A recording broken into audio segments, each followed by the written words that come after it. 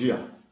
Nós vamos continuar o nosso culto ao Senhor, onde a gente conversa a respeito da revelação de Deus. Através do ensino de Jesus, a gente então sabe exatamente o que é de Deus, o que não é de Deus, na Bíblia ou fora da Bíblia, tá? Tudo aquilo que não é coerente com Jesus não é de Deus. Não importa onde está, não importa quem esteja fazendo, não é do coração de Deus, não é da revelação divina. Agora, tudo aquilo dentro e fora da Bíblia que seja coerente com Jesus é palavra de Deus, é da revelação de Deus, porque ninguém conseguiria fazer isso se não fosse pela ação de Deus, ou através do imagem e semelhança com que ele fez a gente, ou através da ajuda do Espírito, ou através da... enfim, tá? É palavra de Deus, tudo na face da terra, dentro da Bíblia ou fora da Bíblia, que seja coerente com o ensino de Jesus. Agora, aquilo que não for coerente pode estar dentro da Bíblia, pode ter sido escrita por Paulo, não é de Deus. É do coração bem intencionado de quem escreveu, né? Ontem eu estava ouvindo um vídeo onde uma jovem estava mostrando no texto bíblico, dizendo que se lembrando no texto bíblico, né? E falando que Deus é esse, né? Lá no texto diz assim, Levítico, ou é uma daquelas leis ali no começo, Moisés entendeu de Deus o seguinte: se uma mulher for estuprada, ela deve ser levada com o estuprador lá para a entrada da cidade para os dois serem apedrejados. Porque ela não gritou. Essa é a ideia.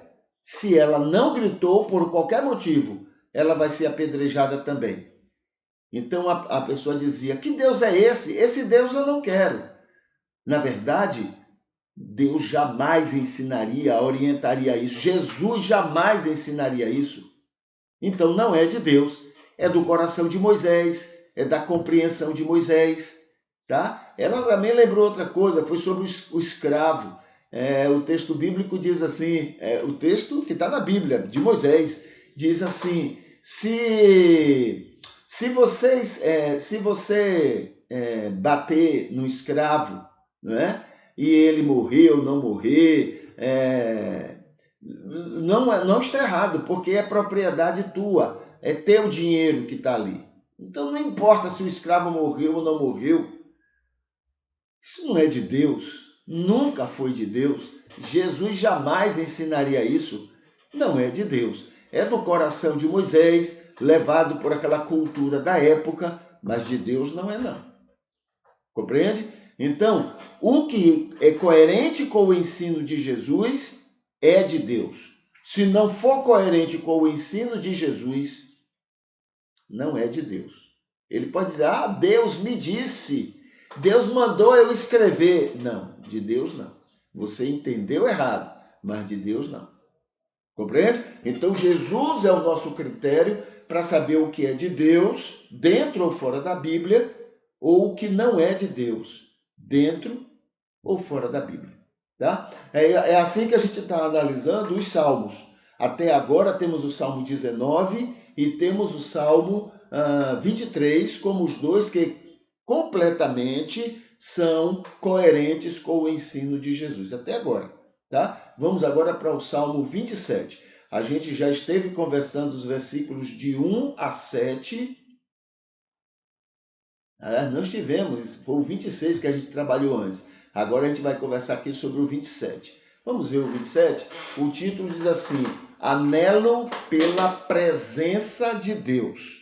Tá? É um desejo, um anseio pela presença de Deus. Esse título, ele não faz parte do original.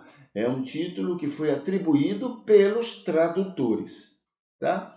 O que vem do original é Salmo de Davi.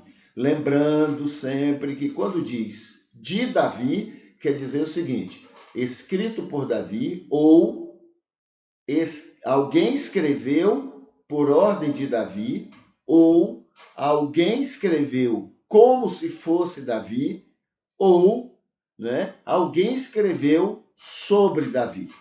Tá? Então são essas 4 opções. Pode até ter outras, né? Mas basicamente essas 4 que tem a ver com esse salmo de Davi. Tá? Então vamos ver aqui. Aí ele começa, o salmista diz: o Senhor é a minha luz e a minha salvação. A quem temerei? O Senhor é a força da minha vida. De quem terei medo? Tem até uma melodiazinha muito bonita que canta assim, eu vou cantar porque é algo que eu ouvi e cantei muito, né? Dizer assim: o Senhor é a minha luz, a minha salvação, a quem temerei, a quem temerei.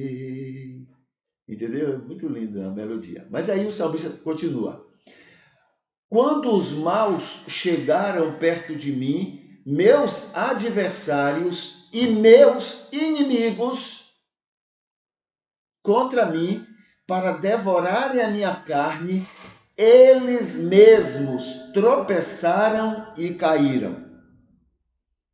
Ainda que um exército me cercasse, eu não temeria. Ainda que uma guerra se levantasse contra mim, nisto mantenho confiança.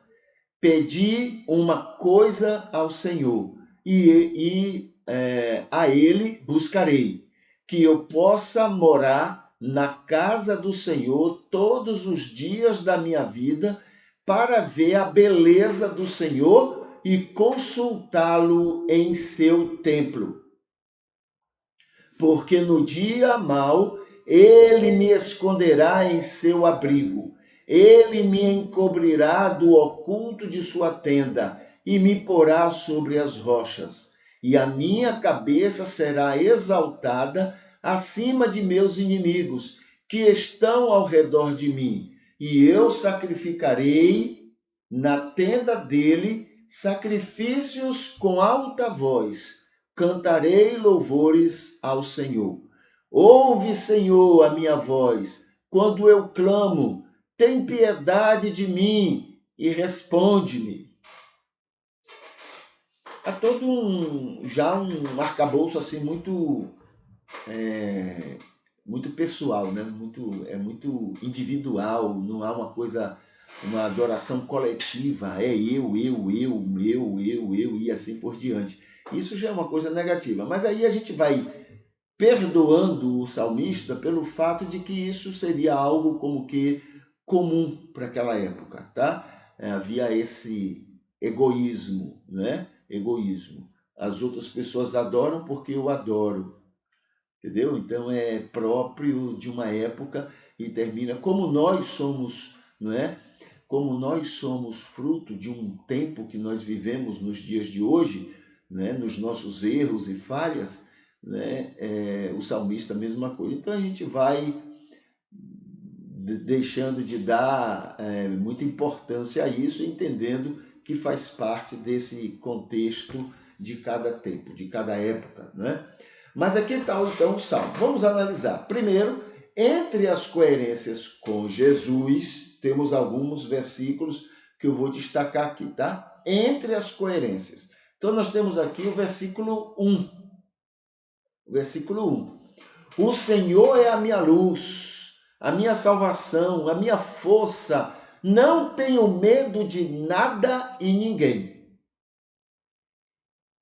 Deus é tudo isto para todo mundo, não só para o salmista, não só para Israel, mas para todo mundo, inclusive as vítimas de Israel naquele tempo até os dias de hoje, tá? Então, Deus é Deus que ama as vítimas também de Israel. Deixa eu fazer um parênteses aqui só para você ver a gravidade disso.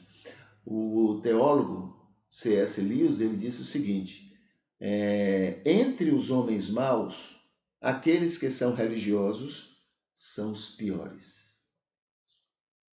O Israel fazia males à sua vizinhança, fazia e faz males, muitos males, sob o silêncio da ONU.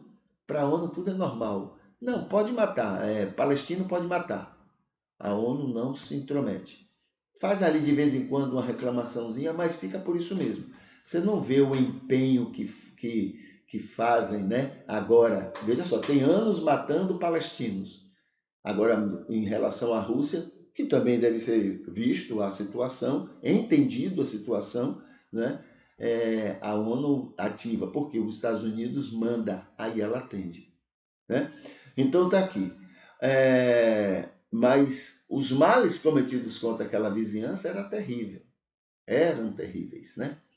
Então, o Senhor é minha luz. Deus é tudo isto para todo mundo, não porque as pessoas merecem ou não, mas porque Ele ama todo mundo. Nem o salmista merece, nem Israel merece, nem os vizinhos de Israel merecem. Mas Deus ama todos da mesma forma, com a mesma intensidade. Ah, mas Deus obedece, Deus abençoa, Deus ama, mas quem é obediente? A pergunta é: quem é obediente? Quem é? O pouco que somos é mérito dele. Não porque somos, mas porque é ele que nos leva a ser.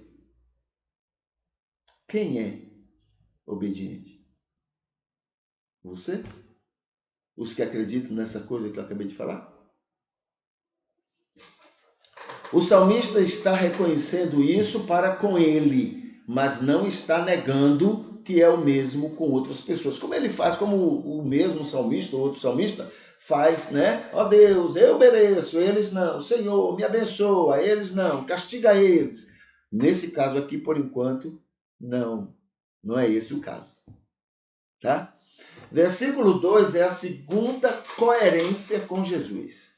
Diz assim: quando os maus chegaram para me afrontarem, eles mesmos tropeçaram e caíram. Olha que coisa, né? É bem diferente do pensamento dos salmistas anteriores. Porque é Deus, Senhor, é tu que tem que destruir eles, é tu que tem que matar eles, é tu que tem que perseguir, criar situações contra eles, Senhor. Tu, aqui nesse caso não, eles tropeçaram e caíram. Está correto. Não foi Deus que os impediu, mas o próprio mal agiu contra o próprio mal. Deus não impede o mal. Por isso Jesus disse que no mundo teríamos aflições. Ele não impede. Tem o texto de Paulo que diz: não vem sobre vós provação, senão de origem humana. Mas fiel é Deus, que não vos deixará tentar acima do que podeis. Se por acaso houver alguma coisa acima do que vocês podem, Ele dá, olha só, presta bem atenção nesse termo, Ele dá o escape, não para fugir, mas Ele dá o escape para que possais suportar. Então, Ele não impede, mas Ele nos dá as condições para suportar e sermos vitoriosos, porque Deus faz com que todas as coisas contribuam para o nosso bem. Então, muito bem, vamos ver aqui. O salmista está, aqui é o versículo 2, né? Aí aqui também continua assim. E ele mesmo, no caso Jesus, e ele mesmo sofreu isto na cruz, mas nos capacita a vencer o mal de alguma forma, como ele disse que venceu o mal do mundo. Então ele, Jesus, terminou a vida dele, a vida terrena, numa cruz. Isso foi o quê? Vitória ou foi derrota? Aos olhos humanos. Entende? Não foi algo glorioso aos olhos humanos. Aos olhos humanos, ele seria vitorioso se ele se libertasse ali, saísse poderoso, grande, conquistador, né? Não, ele se submeteu. Porque no mundo tereis aflições, mas eu venci o mundo. Ele ensina. A terceira coerência com o ensino de Jesus no Salmo 27. Diz assim: ainda que o exército me cercasse,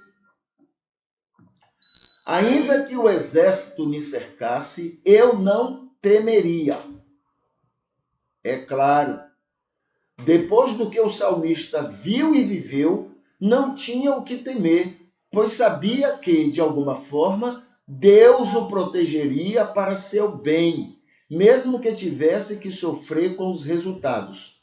Paulo diz que o Senhor faz com que todas as coisas contribuam para o nosso bem, mesmo aquelas que nos pareçam ruins e amargas. Ele faz com que termine resultando em nosso bem. Entendeu? Então, isso é coerente com Jesus. Eu não tenho que temer se os exércitos me cercarem, porque eu sei que Deus vai saber como me proteger. Essa palavra do salmista está coerente com Jesus. Versículo 4 está coerente com Jesus. Vamos ver aqui a quarta coerência. Pedi ao Senhor que pudesse morar em sua companhia. Casa ali, ele não chega a dizer que é Jerusalém, tá? Como normalmente ele diz, ou o salmista, ou algum salmista diz, né? Pedi ao Senhor que pudesse morar em sua companhia, e isto buscarei. Coerente com Jesus, tá? Quanto mais estamos próximos a Deus, mais desfrutamos de sua presença, do seu amor, proteção, carinho, respeito e tudo mais. E isto é o próprio céu aqui mesmo no mundo. Quanto mais perto de Deus, mais céu a gente vive. Entendeu? Então, essa é a quarta coerência com Jesus. Pedi ao Senhor que pudesse morar em sua companhia, e isto buscarei. A quinta coerência com Jesus é o versículo 5. Estando em sua companhia permanente, ele sempre me protegerá e me fortalecerá até nos dias maus. É o que o salmista cantou no versículo 5. Sim, quanto mais próximos de Deus, menos sofridos ficamos diante das aflições da vida. Mais felicidades ficamos contra as lutas que surjam. Tá? Então, essa proximidade com Deus produz também esse resultado positivo na vida da gente. Quando produz resultados positivos na vida da gente, a gente produz resultados positivos na vida de outras pessoas. Tá?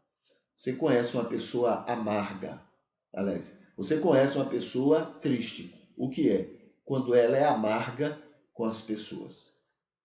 Você conhece uma pessoa que está feliz. Quando ela é doce com as pessoas. Não tem como ser diferente disso. Não há ninguém que esteja bem consigo que consiga ser ruim com os outros. Não há, não existe. Ela para fazer mal aos outros, ela precisa estar mal com ela. Tá bom? Entre as incoerências com Jesus. Aí agora vem as incoerências. Versículo 6, olha, fomos de 1 até o versículo 5 coerentes. Aí chega no versículo 6, chega a incoerência. Ele diz: estando na companhia do Senhor, minha cabeça será sempre exaltada acima dos meus inimigos, e eu exaltarei melhor ao Senhor. Estando com o Senhor, eu fico mais poderoso, eu fico mais vaidoso, orgulhoso, prepotente, maior do que os meus inimigos. E aí eu louvo ao Senhor. Aí ele sujou o puleiro. Aí ele saiu totalmente da coerência com Jesus. Neste momento do Salmo, o salmista parece mudar de postura. O homem simples, humilhado e dependente de Deus passa a dizer que tudo que dissera antes tudo que dissera antes aconteceria da parte de Deus somente para com ele e não mais com aquelas pessoas que considerava inimigos. E pior ainda, agora ele quer a humilhação desses considerados inimigos, o que é contrário ao amor de Deus para com todo mundo, sem nenhuma exceção. Eu vou ficar maior. Quanto mais perto de Deus, mais poderoso eu fico. Sujou tudo. Esse não é o espírito de Jesus. Isso não é coerente com o ensino de Jesus. O ensino de Jesus é amar até o próximo. Quem ama não se ensoberbece. Quem ama não tem vaidade, orgulho sobre a pessoa amada. Pelo contrário, ela sobe, mas ela leva consigo os outros. Versículo 27. É a segunda incoerência com Jesus. Não é 27, né? Versículo 7, tá? Ouve, Senhor, minha voz quando clamo. Tem piedade de mim e responde-me. Ué, nesse instante confiava tanto. Não tinha medo se chegasse um exército. Agora está apavorado, né? O salmista muda de novo de postura em relação ao início do salmo, pois antes confiava na maneira como Deus cuidava sempre dele. Agora está desesperado e pressionando Deus a estar atento a ele e aos pedidos dele. Muito provavelmente, se for o mesmo salmista de outros textos, é aquele que, tudo bem, Deus até que está fazendo alguma coisa e eu estou me beneficiando, mas não quero só isso, eu quero mais. Eu quero que tu, Senhor, humilhe o meu inimigo. Eu quero que tu destruas o meu inimigo. Tem salmista aí que disse, eu quero até que tu faça desaparecer a descendência do inimigo. Isso não é de Jesus. O Jesus que conhecemos jamais apoiaria uma coisa dessa. Tá bom? Então, esse é o Salmo 27, com até muitos textos, muitos versículos até agora, não é? Muitos coerentes com Jesus, mas esses dois últimos, o versículo 6 e o versículo 7, é um desespero, é uma vergonha, é um sujar, né? Diante de tudo de belo, de coerente com Jesus, que ele disse do versículo 1 até o versículo 5. Tá bom?